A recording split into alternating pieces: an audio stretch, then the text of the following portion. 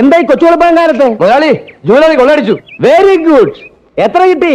അല്ല മുതലാളി, നമ്മുടെ ജോലറിയാ കൊള്ളയടിച്ചത്. ഒന്നുകളെല്ലാത്തിനും ഞാൻ. അത് മുതലാളി ഞങ്ങളല്ല, വേറെ കള്ളന്മാര് കുത്തി തുറന്ന് അടവടല കൊണ്ടുപോയി. എന്റെ ദൈവമേ, താൻ ധൈര്യമായിട്ടിരിക്കെ. തനിക്ക് എന്തെങ്കിലും കുഴപ്പം സംഭവിക്കുന്നത് വരെ ഞാൻ തന്റെ കൂടെ ഉണ്ടായിരിക്കും. ഓക്കെ? എന്റെ കണക്കുകൂട്ടലുകൾ ഒരിക്കലും തെറ്റാറില്ല.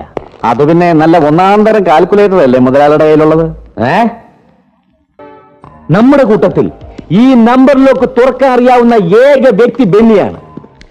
എന്റെ ഊഹം ശരിയാണെങ്കിൽ, ഇനിയിപ്പോ മുതലാളിയുടെ ഊഹം തെറ്റാണെങ്കിൽ പോലും അത് ക്ഷമിക്കേണ്ട കടമ ഞങ്ങൾക്കില്ലേ? മിനിമം 50 ലക്ഷം രൂപയുടെ സ്വർണമായി എനിക്ക് നഷ്ടപ്പെട്ടിരിക്കുന്നത്. ഇന്നു മുതൽ നമുക്ക് വല വീശണം.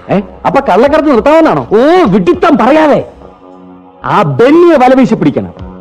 അവനെ കൊന്നു കുഴിച്ചുമൂടി ആ സ്വർണം തിരിച്ചു പിടിച്ചാലേ എനിക്കിനി ഉറക്കം വരും. എനിക്കും